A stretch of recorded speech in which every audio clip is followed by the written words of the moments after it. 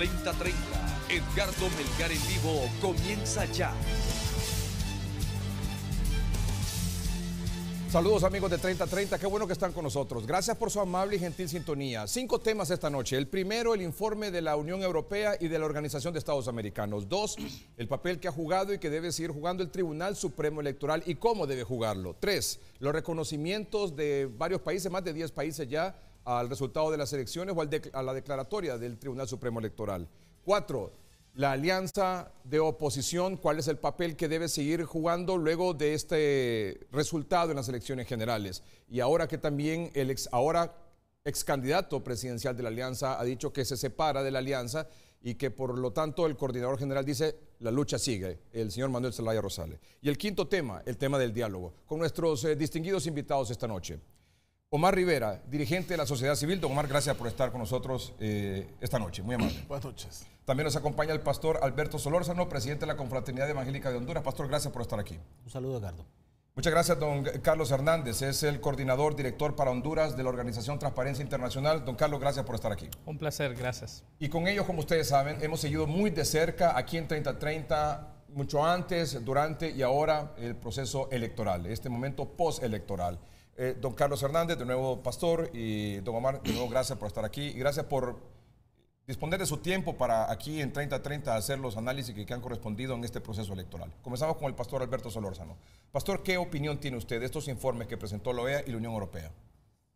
Bueno, Edgardo, nos parece que ha sido interesante escuchar cada una de las opiniones vertidas por las personas que estuvieron acá. No lo vieron a distancia, sino que estuvieron acá. Nosotros hace tiempo atrás, me refiero a la Confraternidad Evangélica, tuvimos una plática con la gente de la Unión Europea y les animamos a participar. Usted recuerda que hubo un tiempo donde ellos estaban todavía dudosos en si venir y ser veedores del proceso. Participaron, estuvieron acá, creo que nadie les ha contado la historia, ellos la han visto, pero interesantemente sí, ya a la hora de brindar los informes, encontramos que había un poquito de distancia entre cómo se presentó un informe y cómo se presentó el contenido del otro. Nos llamó la atención eso, de ahí sobre todo el informe de la OEA se ha desprendido una gama de inquietudes, básicamente por la postura que ha asumido quien dirige la OEA en este momento. Nos pareció extraño realmente porque nosotros que hemos participado en la veeduría ahí, que estuvimos tratando de estar de cerca también, porque no solo participó veeduría internacional, sino también veeduría nacional, que nos comprometimos para que igual no nos contaran la historia, sino estar ahí. Aunque a algunas personas no les parece eso, pero nosotros en realidad nos parece que es sumamente significativo. El tema es que al escuchar este informe, sí, estamos conscientes que hay algunas cosas que ajustar, pero el toque, sobre todo que le ha puesto el señor Almagro a sus declaraciones, realmente no las logramos comprender del todo, porque él se distancia y asume casi un rol protagónico en medio de todo eso. Él no estuvo acá, en primer lugar, y nos parece que si la gente le informó como él lo está expresando, no le informaron bien. Esa es mi opinión particular. Nos parece que ahí hay un sesgo que se ha visto y muy evidente, sobre todo en este tiempo, y que lamentablemente pienso yo que el sesgo de él le ha colocado un ingrediente al tema electoral ya en su etapa final de cierre, que ha tensionado más la situación en el país. Don Omar Rivera. Bueno, mire, los informes, no tanto solo el último, sino los 2 informes que ambas misiones han presentado, han mostrado varios asuntos importantes a subrayar. La primera es que fue una fiesta cívica el 26 de noviembre. Ellos han reconocido el civismo del pueblo hondureño, la voluntad que tuvieron los ciudadanos de asistir de forma pacífica al concurso electoral y el papel que jugaron los partidos políticos. Ahí no hubo un hallazgo significativo. El otro elemento que han mostrado especialmente el informe de la OEA es la falta de robustez de este sistema de transmisión de datos, un elemento importante también que ellos hicieron sobresalir en su informe. El otro elemento es la apertura del tribunal a dar oportunidad para que cualquier tipo de duda respecto a la veracidad y autenticidad de las actas o de los resultados expresados en las mismas pudiese ser verificado. El otro elemento es que, a pesar de que la legislación hondureña dio espacio para la presentación de impugnaciones y otro tipo de recursos y denuncias, los mismos no venían debidamente sustentados.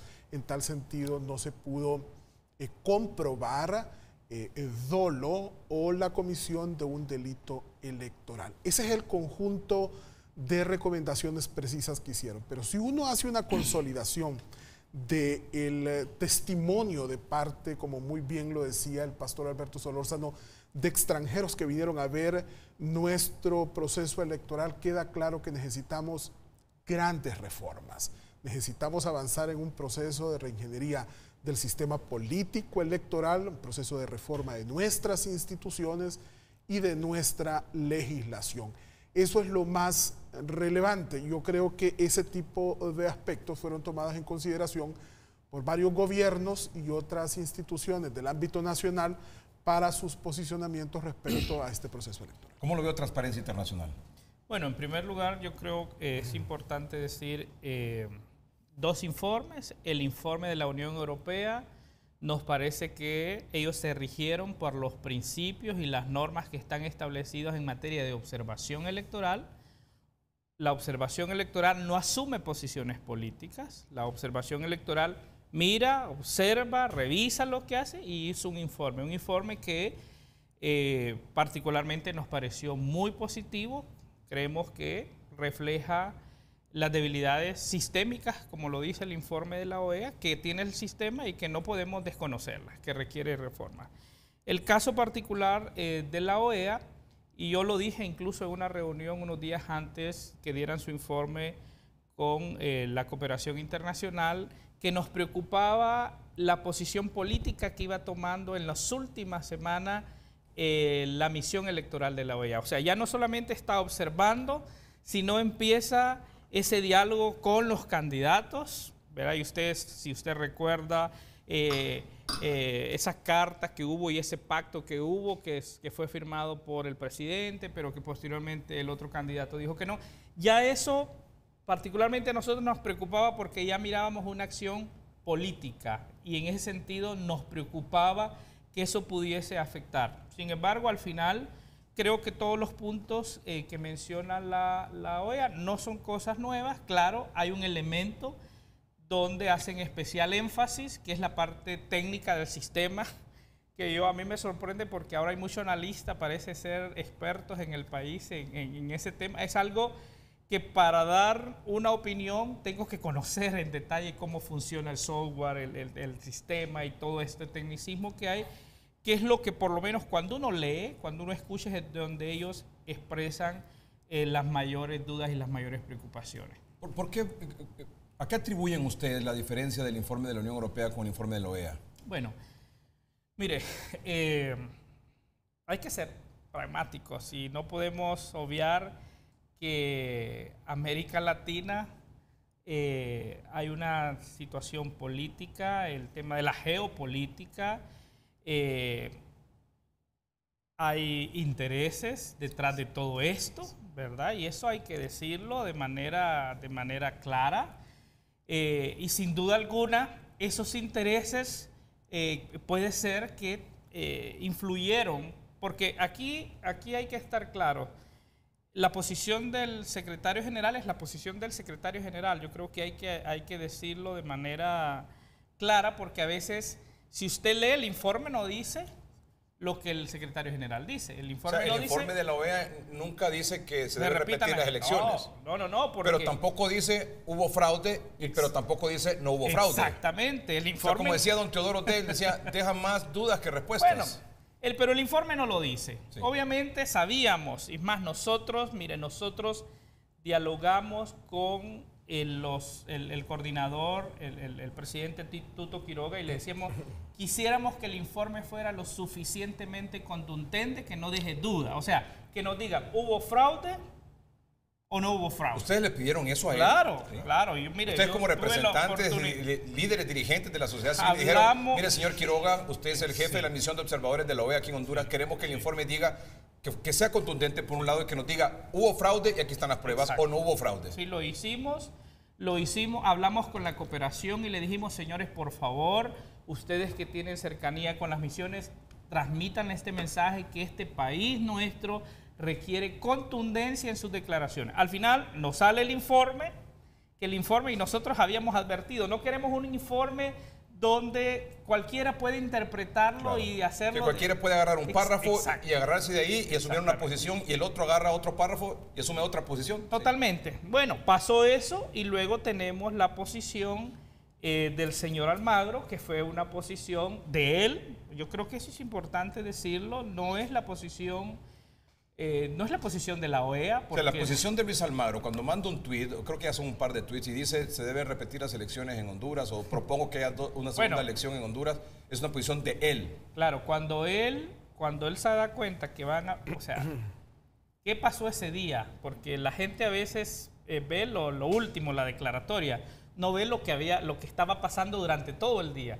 El tribunal decide hacer su informe, y Omar tiene un poco más de detalle, pero decide presentar su informe a la 1 de la tarde. Almagro se da cuenta, Almagro intenta, el secretario general empieza por tuit a tratar de detener la presentación del informe. Al final, creo que había una decisión clara del tribunal hacerlo. O sea, estamos hablando del domingo pasado. El domingo pasado. El domingo pasado a la 1 de la tarde, el Tribunal Supremo Electoral da su declaratoria. A eso de creo que cerca de 5 en la tarde, Sí. fue como a las 5 de la tarde la cadena del Tribunal Supremo Electoral. Pero ya antes de esa hora, como a las 2 o 3 de la tarde, se había convocado a una conferencia de prensa para las 6:30 de ese domingo por parte de la OEA para presentar su informe. Informe que fue presentado luego como a las 9:15 de la noche. Y que después habían dicho que a las 6. Claro, entonces todos estos elementos, Edgardo, es importante. ¿Por qué Almagro verlo. quería detener que se presentara Bueno, hay el informe? varias cosas. Mire, una vez, en base a la legislación nuestra, una vez que se haga la declaración oficial, ya las opciones que había eran menores, porque, bueno, mientras no se hace la declaración, el tribunal podía tomar una acción. Así es que esto es así, esto es política.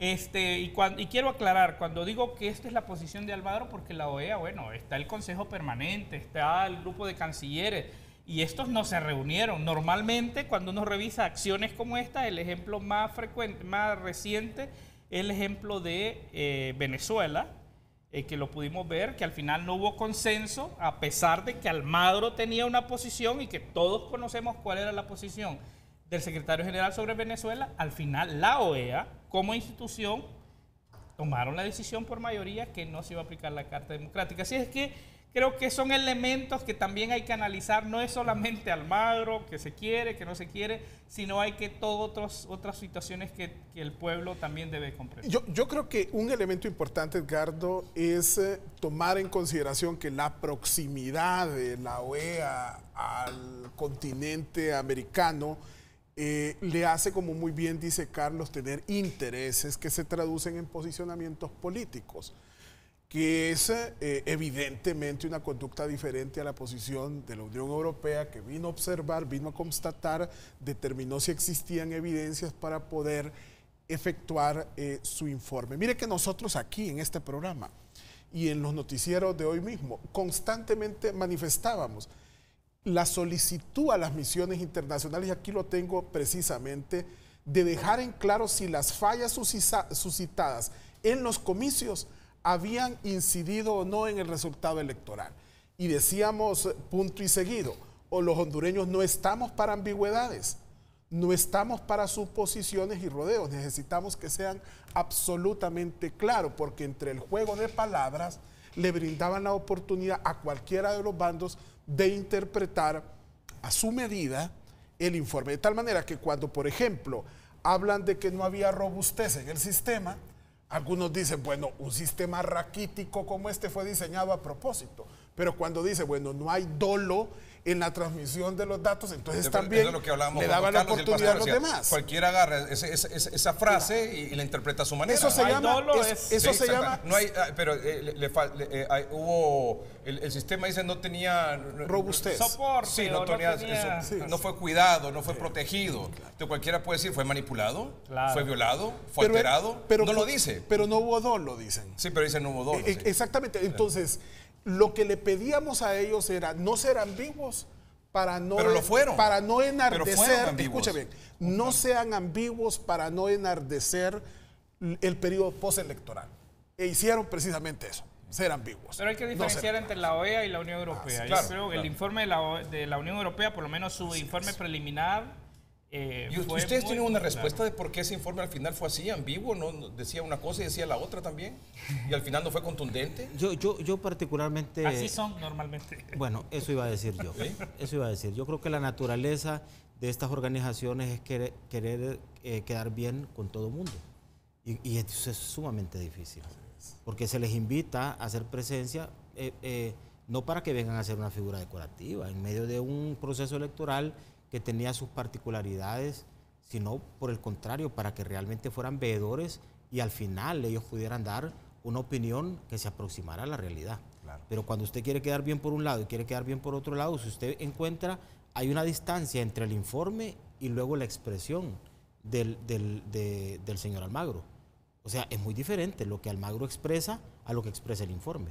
Da la impresión que él está como divorciado del informe y que él en realidad quiere ponerle un ingrediente Adicional. que incline el tema hacia otro lado. Lejos eso de ayudar, en realidad era como retrotraerse un poco y empantanar la situación. Porque eso sirvió para que alguna gente pudiese pensar que esas declaraciones daban pie a que se manejaran otras opciones, como se comenzó a manejar la posibilidad de que las elecciones se repitieran. Y eso se desprende precisamente de las declaraciones de él, que no son de carácter oficial, aunque vienen de un Twitter de él, son personales, son individuales, no oficiales. Esa, como dijo Carlos, no es la OEA expresándose de manera oficial, después de haber reflexionado. Sí, porque no sé si fue don Carlos o don Omar que decían, el informe tampoco proponía eso, Totalmente. ni siquiera dejaba abierta la Fíjese posibilidad que de eso. tengo un buen amigo que ha participado en misiones electorales en América Latina por muchísimos años y en muchos procesos.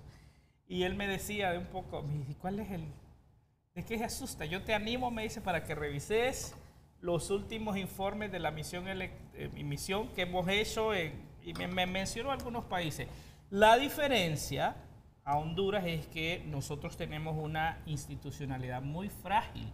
Entonces, por eso era que nosotros le decíamos a las misiones sean lo suficientemente contundentes, porque en estas instituciones tan débiles y en este país donde hay tanta desconfianza, nadie cree en nada ni en nadie, entonces cualquier expresión que no fuese suficientemente contundente iba a generar la duda de uno u otro lado. Claro. Si usted escuchó del otro lado, del sector oficialismo, hubieron dudas también y ellos lo expresaron y fueron muy contundentes. No, y es que el informe generó dudas de ambos lados. Claro. Y cuando ustedes le pedían que fueran contundentes, que fueran claros, si hubo fraude o no hubo fraude, era precisamente para evitar eso. Entonces que nos quede como lección, Edgardo, y que al pueblo hondureño... Que no vuelva a la OEA.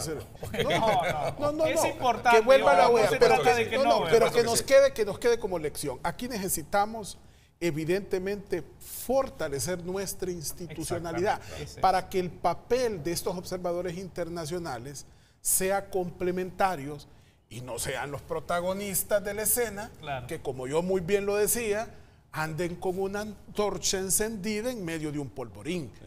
Porque evidentemente lo que aquí pasó es que después de estos informes ambiguos, cada quien lo interpretó a su medida y la confrontación se dio en el país. Sí, cada quien lo interpretó a su medida y luego el tuit de Almagro enciende la llama. Pero mire qué interesante, yo quisiera resaltar, mira, a mí me gusta el pragmatismo del expresidente Zelaya. El expresidente Zelaya lo escuché refiriéndose al mismo tema y él muy claro, él dice, él hacía un análisis muy similar al que nosotros hacíamos. Él dice, ¿y de dónde se les ocurre a Almagro que se pueden repetir las elecciones? Decía él. Sí, él lo dijo. Él decía, no se puede hacer. Y él mencionaba lo que estamos diciendo, Almagro es Almagro. O sea, es un órgano que es complejo por el tema político que estamos viviendo en la región, donde por un momento las izquierdas fueron tomando control, pero aquí hay otro momento donde las izquierdas van perdiendo terreno. Hay varias elecciones que están ahora mismo programadas. Colombia, México, que hay que ver qué pasa con México, ¿verdad? Que México ya vivió una situación muy similar a la que estamos viviendo. Sí, cuando nosotros, ganó el PAN. Exacto. López Obrador. Y López Obrador quedó López Obrador muy cerca de Felipe Calderón. Que se instaló en Y Reforma. que se y hubo instaló una en resistencia. Reforma. Un gobierno Reforma, paralelo. Claro y que que sí. ahora está con Morena y que ahora se perfila como un candidato. El tuit de Almagro, ¿cuál es la razón? Al final hay respuesta por qué puso ese tuit de Almagro. Mire, yo podría caracterizarlo como irresponsable, porque no solamente se trata del tuit donde él plantea repetir las elecciones, sino el tuit... Porque ni siquiera quedó bien aquí con Edgardo, la alianza, porque el Edgardo, expresidente Zelaya le decía, lo dijo ¿por qué vamos a claro. repetir Edgardo, las sino elecciones? el tuit amenazante. Recuerden ustedes que él lanzó un tuit antes de la declaratoria diciendo, cuidadito, hacen la declaratoria. Plantean que no vayan a hacer ningún posicionamiento sin antes escuchar el informe de la OEA. Entonces, es un juego político que, como Carlos muy bien lo dice, estamos en medio de una actividad electoral en Brasil, de una actividad electoral en México, una actividad electoral en otros países del continente americano, y él de alguna u otra manera quiere elevar el perfil de la OEA equivocadamente, pretendiendo intervenir en asuntos que fundamentalmente le corresponden a los hondureños, a la clase política hondureña y a la institucionalidad. Hay que mencionarlo, ¿verdad? Así es. El fracaso que ha habido en Venezuela, donde ha quedado evidenciado que un grupo de países muy pequeñitos lo han bloqueado. Entonces, que hay un grupo... Solo para aclarar el antecedente, paréntesis, ¿cuál ha sido la posición de Almagro y de la OEA con respecto a Venezuela? Bueno, Almagro ha estado totalmente en contra del proceso electoral de Venezuela, que, ¿verdad?, que algunos hablan que es el proceso más transparente, la crisis humanitaria que está pidiendo el país, y él ha estado intentando por varios, en el último año, de que se aplique la Carta Democrática en Venezuela, y no ha sido posible porque... Con el tuit que quiso quedar bien, como hemos criticado a Venezuela, entonces vamos a criticar aquí también. Parece. ¿Algo así? O sea, si lo vemos en tema Sí. geopolítico, Sí. y bueno, y hay unas elecciones también, ¿verdad? Y espero que no sea, o esperaría que esa no sea la motivación, pero pronto va a pasar lo que es el nombramiento, la elección del nuevo secretario general de la OEA, que Almagro también tiene aspiraciones. O sea, que el juego político en el que está involucrado, en el juego político en el que está involucrado Almagro, quiso colocar a Honduras como una pieza de su ajedrez. Sí, pero es lamentable eso. Es lamentable porque se llevan de encuentro un país. En realidad esta gente viene, luego toma un avión, se va, y nosotros nos toca seguir bregando aquí con todas las situaciones que se desprenden. Yo particularmente no creo que haya sido un desliz de él. Es decir, voy a poner un Twitter. Esa gente, en realidad no hay deslices de esa naturaleza.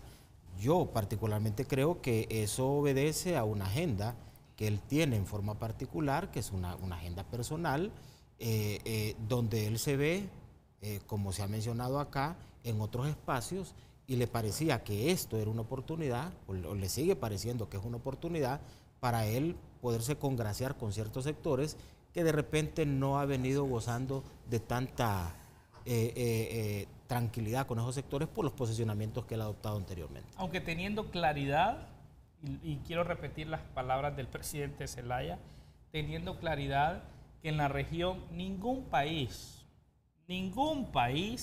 va a permitir que un organismo como la OEA venga a imponer y a dirigir su proceso electoral. Esa es la realidad, y por eso el presidente Zelaya lo decía. Esa propuesta, ¿de dónde sale? O sea, ¿quién lo va a apoyar? ¿Quién lo va a acompañar? No, y la cuestiona además. Y lo cuestionó fuertemente. O sea que al final, en efecto, como usted dice, la OEA no quedó bien ni con uno ni con el otro. Sí, sí. Con ese informe que fue gallo-gallina, para decirlo de alguna manera. Pero popular, lamentablemente hay países que por su ubicación, por lo que tienen estos países, tienen más peso que Honduras. Claro. Tienen más peso que Honduras. Lamentablemente al perro más flaco se le pegan todas las pulgas, dice el dicho. Esto tiene repercusiones para un país pequeño como el nuestro, que no las tendría en otro lado. Usted ve que la declaración del para Venezuela, sencillamente, aquel hombre dijo, ¿y quién es Maduro? Bueno, ¿Quién es Almagro? Almagro? ¿Y quién es la OEA? Aquí nosotros mandamos.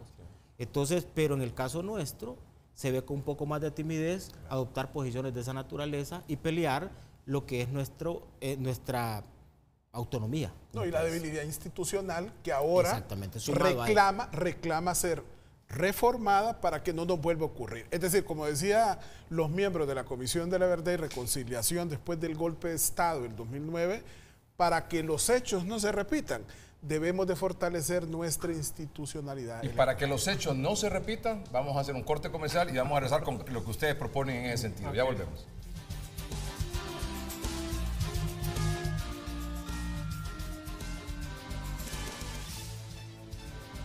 Otro de los temas esta noche, con don Omar Rivera, el pastor Alberto Solórzano y don Carlos Hernández, es esta convocatoria de diálogo. ¿Cuáles creen ustedes deben ser los pilares y lo que debe resultar de este diálogo? Don Omar, pastor, y luego don Carlos. Bueno, mire, yo antes de eso, muy brevemente le quiero decir que el pueblo hondureño el 26 de noviembre con su voto dio un mensaje claro al dividir sus afectos. Si usted ve, por ejemplo, la integración del Congreso Nacional, la distribución de las alcaldías, el porcentaje que obtuvieron los distintos candidatos presidenciales, pues no da como para que exista un absolutismo en donde no podamos escuchar o no debamos escuchar a los demás. En tal sentido se vuelve pertinente una mesa de diálogo que busque resolver los ingentes problemas del país. Y tomando en consideración que está muy fresco aquí estos problemas electorales, yo creo que el tema de las reformas al sistema político electoral son fundamentales. Avanzar, por ejemplo, en el tema de la despartidización del Tribunal Supremo Electoral es un reto fundamental. Avanzar, por ejemplo, en los retos que hay y desafíos en materia de ciudadanización de las mesas electorales. Tratar a profundidad este tema de la reelección presidencial, ver la posibilidad de avanzar a una consulta popular para legitimarla. Inclusive aspectos vinculados a una potencial segunda vuelta electoral, analizar ese tema de los partidos políticos. No podemos continuar con partidos políticos que ya el día de la elección muestran que son, como muy bien lo dice la gente, partidos de USB, partidos de maletín. Sí. Partidos ya de no dice de maletín, sino que de USB. Claro que sí. Entonces yo creo que ahí hay retos y no debemos de tener miedo. O sea, usted dice, este diálogo tiene que darnos la ruta para llegar a estas reformas contundentes, despolitizar el Tribunal Supremo Electoral, que los representantes en las mesas electorales no sean los representantes de los partidos políticos, sino que sean ciudadanos. Sí. O sea, ciudadanos que no tienen alguna afiliación. Qué difícil eso, hay que establecer alguna manera de... Sí, pero que no sean electos por los partidos políticos. Muy bien. El tercero, ver qué se va a hacer con este asunto de la reelección presidencial. Totalmente. Y se va a regular si va a ser continua, si va a ser alterna. O hay que ir a una consulta. Si va a ser a través de una consulta, o llámese plebiscito, referéndum. Y el otro tema, el de la segunda vuelta. Totalmente. ¿Coincide usted, pastor, don Carlos, con esos temas? Sí, mire, yo creo, Edgardo, que en el tema del diálogo, ya que entramos a eso, a mí me parece que el diálogo debe tener como dos vertientes para tratamiento. Uno es la parte política, que eso significa que los políticos sean convocados para hablar entre ellos en un ambiente diferente a donde se está sentando toda la otra gente. Y esa sería la otra vertiente. O sea, nos han convocado, hemos estado en mesas, ahí hay diferentes sectores de la sociedad que nos parece es importante, pero mucho de la situación ahorita tiene que ver con los políticos. O sea, si los políticos no generan esa aproximación, no dialogan, no generan acuerdos, que cuando hablamos de acuerdos, nosotros estamos insistiendo, no es llegar a hacer un trueque. Me pones a este, me quitas a aquel otro, yo te doy este, vos me das aquel, dame este espacio, yo te doy aquel otro espacio. No se trata de eso. Sino, nosotros hemos dicho, aquí se tiene que pensar en el país. Y los políticos, este tema de reformas no es un tema nuevo, no surge a raíz de estas elecciones. Estas elecciones evidencian que la necesidad de las reformas era importante, no se dio. Y no se dio, no porque la gente no quiso. La gente, como dijo Omar, la gente cumplió. Claro. Todos cumplimos como ciudadanos, fuimos a depositar nuestro voto. Quienes no han cumplido, quienes no han estado a la altura, son los políticos. Entonces, difícilmente usted va a traer a esos políticos a esa mesa general. Entonces, yo creo que debe haber una parte donde ellos puedan hacerle un abordaje a todos esos temas. Y ahí incluso tendrán que hablar no solo de reformas políticas, electorales, tendrán que hablar de la reelección.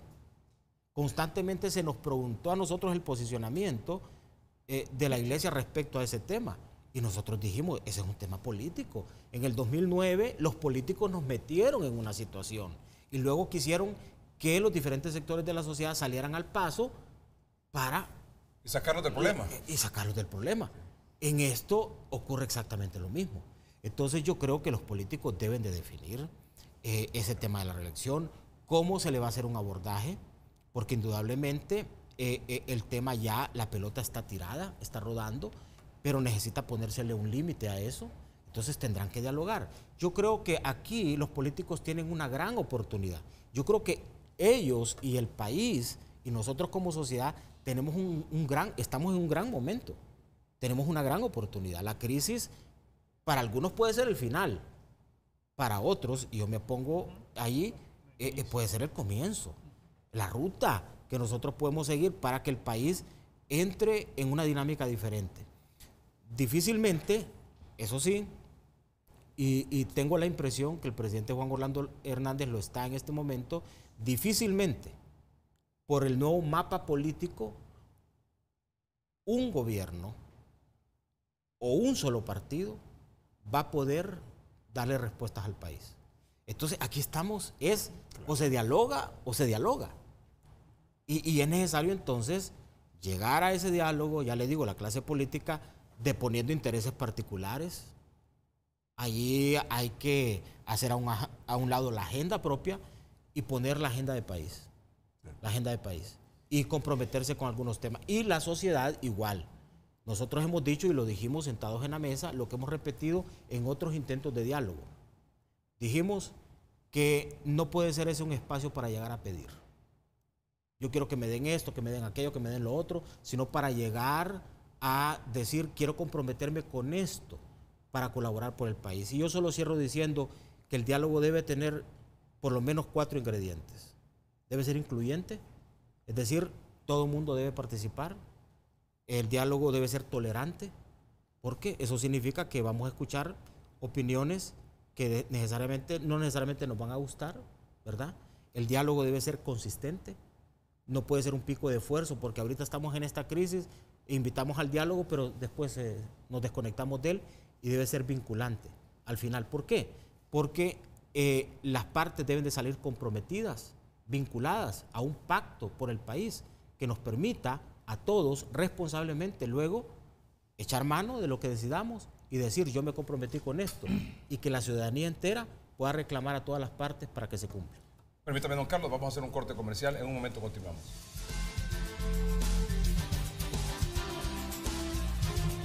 Continuamos, amigos, en 30-30, don Omar Rivera, el pastor Alberto Solórzano, don Carlos Hernández. Estamos hablando sobre el tema del diálogo que ha sido convocado por el presidente de la República. Don Omar Rivera decía, hay que despolitizar el Tribunal Supremo Electoral, es decir, como parte de los temas a abordar y concluyentes sobre este diálogo. Hay que buscar que los miembros de la mesa electoral en las elecciones no sean representantes de los partidos políticos, sino que sean ciudadanos que no sean seleccionados por los partidos políticos. ¿Qué va a pasar con la reelección presidencial? El tema de la segunda vuelta. El pastor incluso decía, este diálogo debe ser incluyente, tolerante, consistente y vinculante. Don Carlos.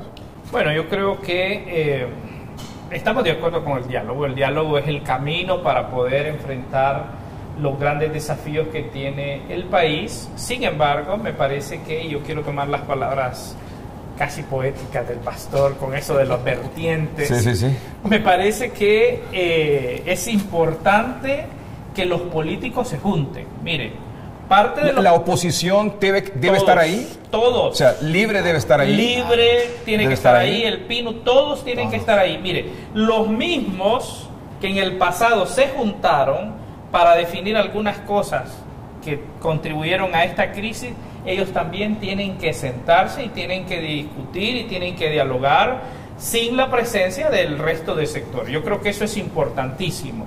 Y el otro elemento que yo quiero rescatar de esto, y yo le agregaría más bien, es que creo que es importante identificar algún mediador independiente, alguien independiente. Puede ser un organismo, puede ser una persona que tenga mucho expertise, porque el tema aquí es que hay una fractura social y hay mucha desconfianza. Entonces hay sectores que no van a sentarse en una mesa si está el otro sector, y eso solamente va a ser posible si ojalá desde la presidencia, ojalá el gobierno pueda identificar una persona, un organismo. ¿Nacional o internacional? Puede ser internacional, puede ser internacional. Mire, Naciones Unidas tiene experiencia en esto. ¿Se le viene alguien? Sí, se me viene alguien. Justamente hemos estado pensando, hay una persona que contribuyó en el diálogo en Nicaragua, Juan Pablo, no recuerdo su apellido, trabaja en una universidad Notre Dame en Estados Unidos con un expertise en países donde hay situaciones de diálogo, por lo menos esa es una persona, pero hay otros profesionales que en momentos de conflicto han estado presentes. Lo vimos recientemente ahora en Colombia, o sea, esos mediadores que hubieron... Sí, entre la guerrilla y el gobierno. Imagínense, sí. una fractura tan grande. Entonces, yo creo que ese es un elemento importante. Y el otro tema es que no pase lo que ha sucedido en el pasado con estos diálogos que tristemente no han concluido casi nada. Yo creo que la sociedad hondureña no puede experimentar otra frustración. O sea, toda esta fractura que ha habido, si a eso le agregamos que hay sectores que van con mucha disposición a una mesa a dialogar, pero que al final esto termina en nada, creo que eso va a seguir erosionando el tejido social del país y eso no es justo. O sea, los hondureños no merecemos eso.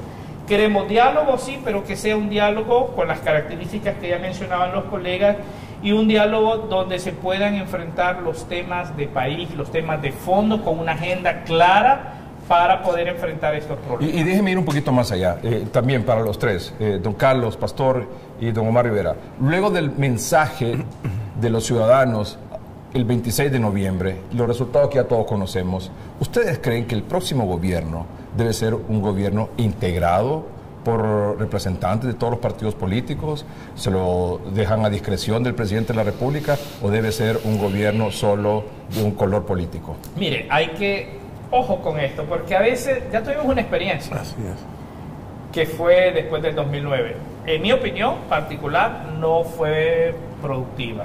O sea, un gobierno de integración no es un gobierno de repartición de posiciones, de puestos, porque eso no quiere el país. El país quiere que se identifiquen de los distintos sectores las mejores personas, los mejores profesionales, y ya no el amigo, ni el primo, ni el familiar, sino los mejores profesionales que van a permitirle en este contexto complejo, difícil, transitar al país y lograr resultados. Yo creo que eso tiene que ser una decisión del presidente, siempre y cuando no caigamos no repitamos más bien esa historia que ya tuvimos. Esa repartición de chambas y nos quedamos quietos todos los porque partidos vamos a poner de oposición. a alguien porque es del Pino. Sí. Porque es del Pino, pero sin que esa persona del Pino tenga no, eso, o sea, Honduras no merece eso. Y convierte esas instituciones que usted termina repartiendo en reducto de activistas políticos, y no es precisamente a lo que se aspira. Yo creo, y coincido con Carlos, que lo fundamental aquí es que el presidente de la República puede estructurar un gobierno con profesionales lo suficientemente competentes, profesionales honestos y profesionales que sean lo suficientemente valientes para enfrentar los grandes retos y desafíos, de tal manera que la calidad en la conformación del próximo gabinete es un reto fundamental para el mandatario. Eso no lo ven necesariamente como un gobierno que tiene que ser integrado por todas las fuerzas políticas. No, lo que pasa es que gente competente y honesta hay en todos los partidos y en todos los sectores. Yo creo que no hay que circunscribir no solamente que hay que darle el 40% de las posiciones en el Parlamento a Libre y el otro 40% al Partido Nacional y el otro 20% al Partido Liberal. Esa receta, lo dice Carlos, ya ha fallado. Falló en el Tribunal Superior de Cuentas, ha fallado en el Tribunal Supremo Electoral, ha fallado en el Registro Nacional de las Personas, falló en estructurar el gobierno post-golpe de Estado. Es decir, para que los hechos no se repitan, aquí ese tipo de apuesta no es la correcta. La correcta es que el presidente, en el uso de sus facultades y de manera discrecional, pueda nombrar a los mejores hombres, porque está claro algo: la calidad de los últimos gabinetes, en los últimos gobiernos, que ha sido ancestral, ha sido reducida en función de la aspiración del pueblo hondureño. Y si queremos hacer cosas grandes, especialmente como decía el pastor, si este diálogo va a tener un elemento vinculante de que lo que ahí se diga se va a tener que hacer, el que lo vaya a hacer tiene que ser capaz de cumplir con efectividad y eficiencia y con honestidad el mandato que ese proceso de concertación indique. Pastor, ¿cómo visualiza usted este nuevo gabinete, este nuevo gobierno? Bueno, yo dije hace un rato que hay un nuevo mapa político, querramos o no admitirlo, eso es una realidad. Y yo creo que coincido completamente con ambos, de que hay que tener muchísimo cuidado, y lo hemos dicho nosotros, en no llegar a hacer una repartición para descompresionar del momento en que estamos nada más. Eso no va a resolver situaciones del país a largo plazo. En realidad, sí, es maquillar la situación. Y puede hacer que algunos actores se sientan complacidos con que se les genere eso o se les entregue eso, pero no va a resolver. Sí, decía don Carlos, en 2009, luego cuando asumió, por ejemplo, don Porfirio Lobo Sosa, hubo distribución de puestos importantes a miembros de otros partidos políticos y el resultado... No fue extraordinario.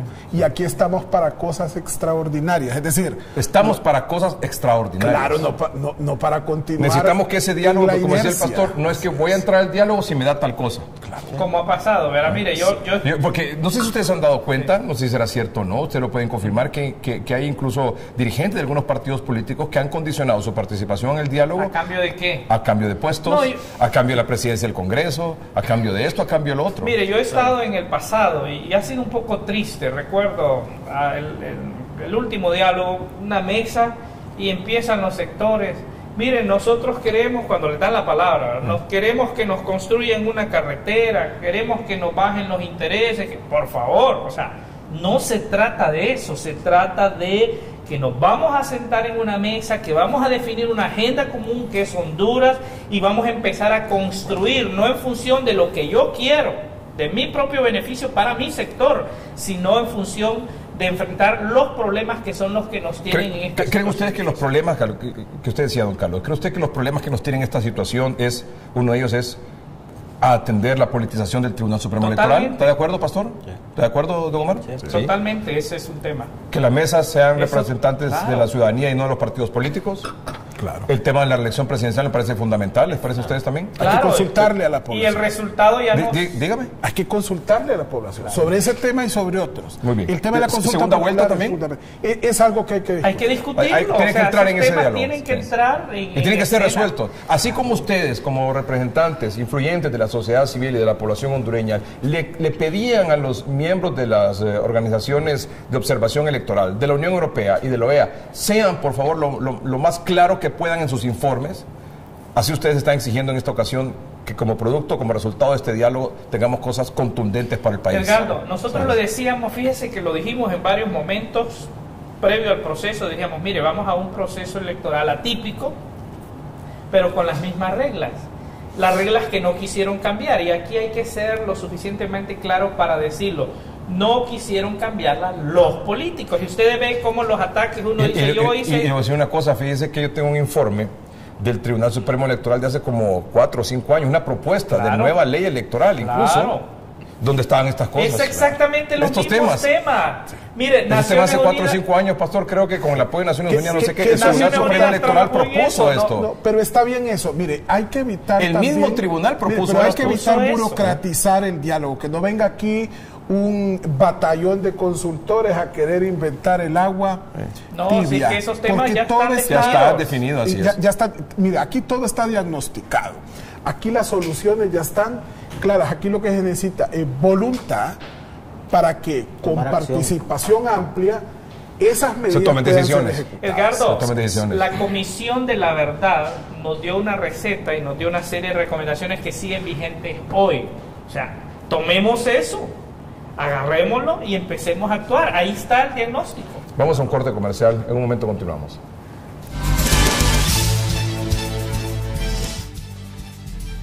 Don Omar Rivera, el pastor Alberto Solórzano, don Carlos Hernández, esta noche aquí en 3030. No, señores, muchas gracias por estar aquí con nosotros.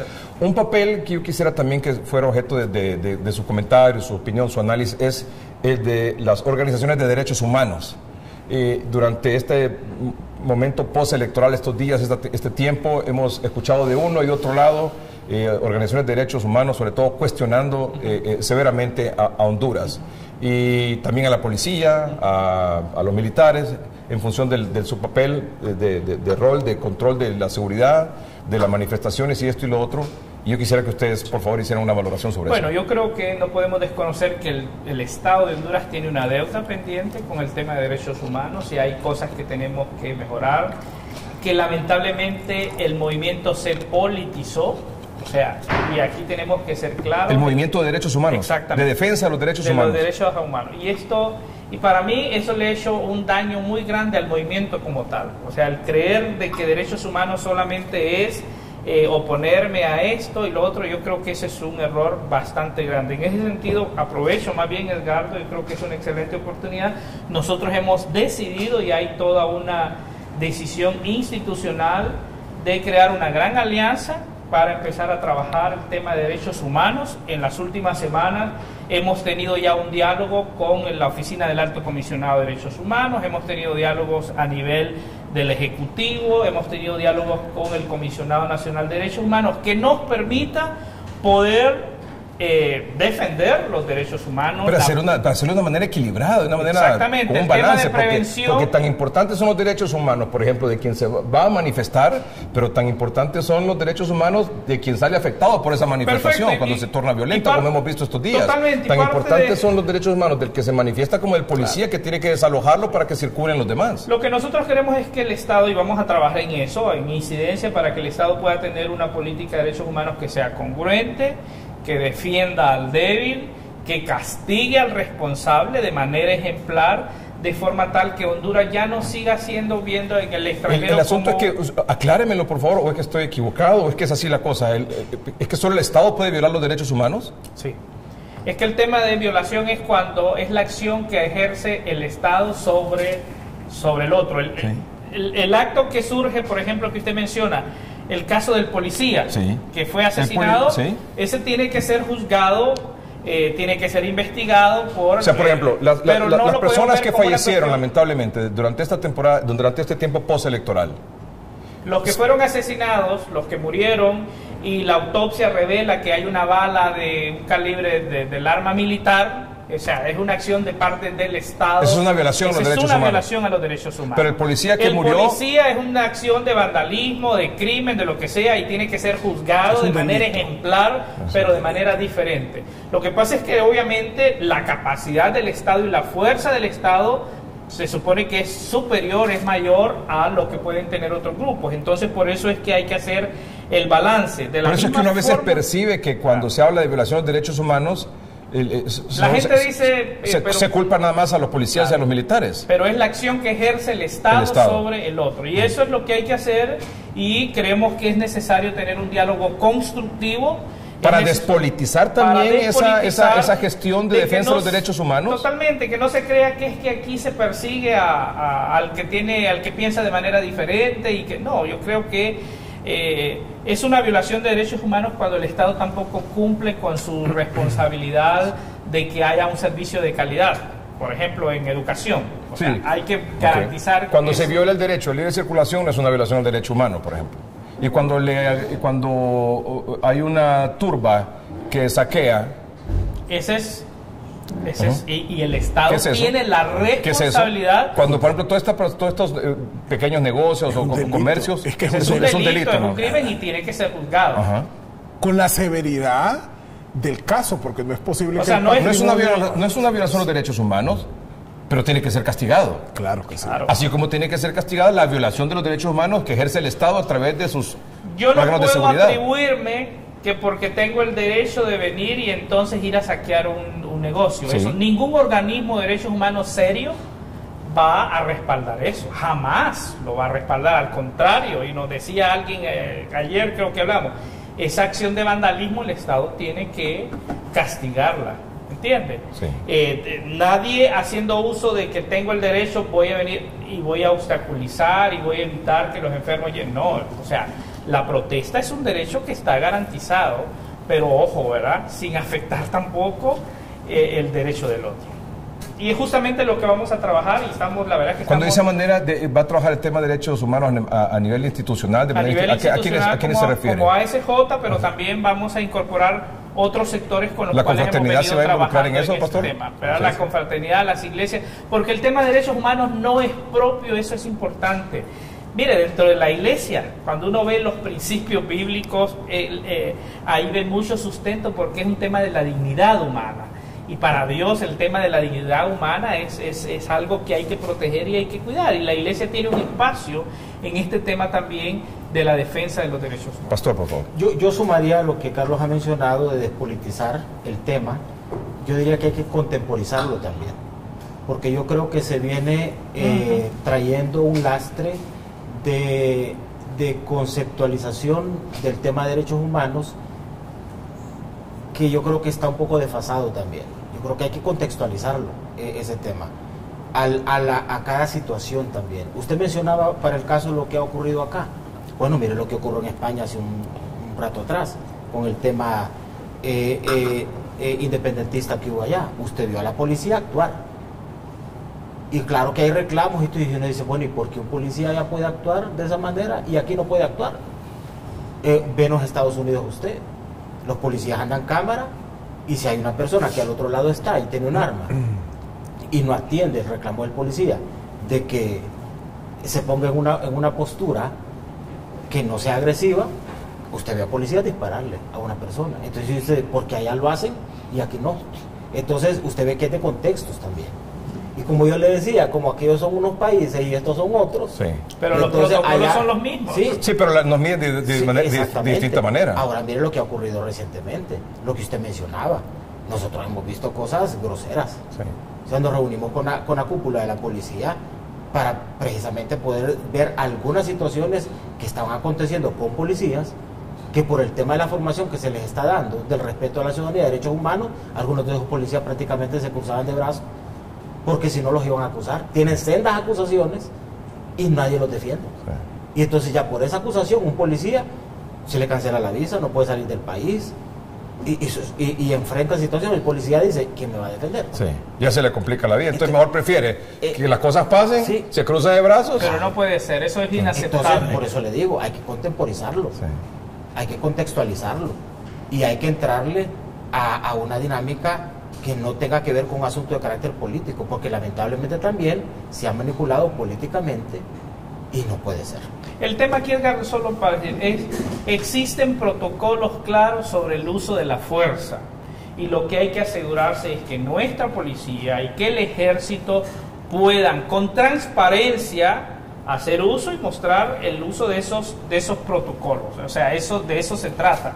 Y para eso hay que dialogar y hay que construir esa cultura de respeto a los derechos humanos dentro de los órganos de seguridad del Estado. Don Omar, que ya rato me está levantando la mano, haciendo Sí, miojos está ahí de que ustedes están hablando mucho y no le dan Estamos chance a él. monopolizando el tema. Sí, sí.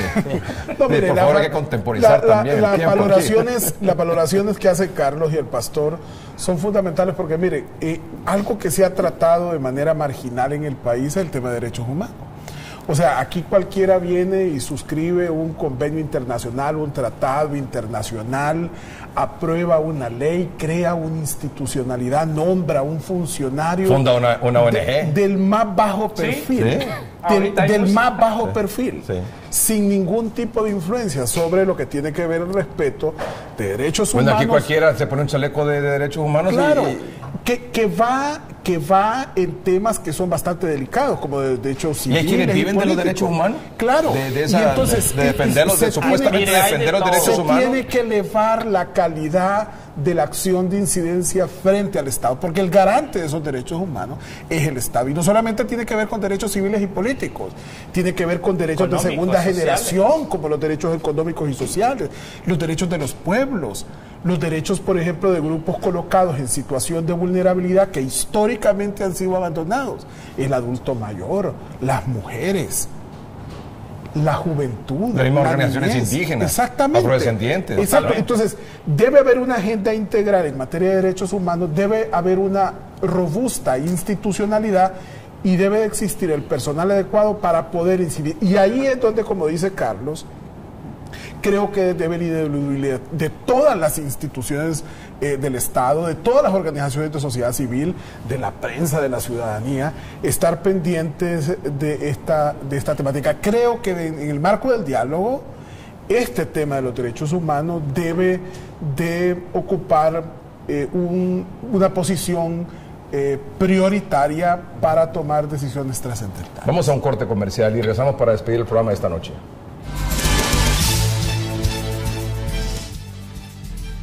Bueno, se nos ha terminado el tiempo, no sin antes, por supuesto, agradecerles su amable y gentil sintonía y la participación de nuestros tres distinguidos invitados que, como he dicho, nos han acompañado aquí en 3030 con sus opiniones en este tema electoral. Así que estamos profundamente agradecidos con don Omar, con el pastor Alberto Solórzano y con don Carlos Hernández. Estamos en el penúltimo programa del año 2017, así que, por favor, don Omar, un breve comentario, un mensaje de nuestros amables televidentes, luego don Carlos y el pastor Solórzano. Bueno, solamente feliz Navidad a todos los televidentes y espero puedan compartir con sus seres queridos en fiestas tan importantes como lo es la conmemoración de Jesús y la finalización de este año. Muy bien, hoy sí fue breve, mira, vamos, don Carlos. No, agradecerle, Edgardo. Creo que ha sido un año interesante, que Dios nos guíe como hondureños para transitar en este próximo año 2018 y hacerlo en paz, en armonía y que podamos crecer como país.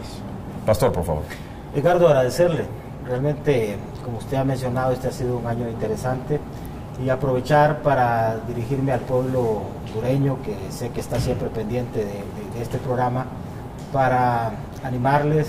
Estamos frente a una gran oportunidad y creo que hay que aprovecharla como país, y estas fechas son propicias también para recordar que Dios nos entregó a su Hijo, se hizo hombre con la intención de hacer puentes entre Él y nosotros. Yo creo que eso debe ser un ejemplo también para que podamos hacer puentes entre nosotros también. Aprovechemos para hacer puentes entre familia, hacer puentes en la comunidad donde estamos, hacer puentes para que esa separación que algunos han querido ocurra en el pueblo hondureño sea lo más estrecho posible, con la intención de que podamos unirnos y podamos de veras encaminar este país de la mejor manera. Que Dios bendiga a Honduras. Muy bien, muchas gracias. Gracias a usted por su atención, felicidades, buenas noches y que estén bien.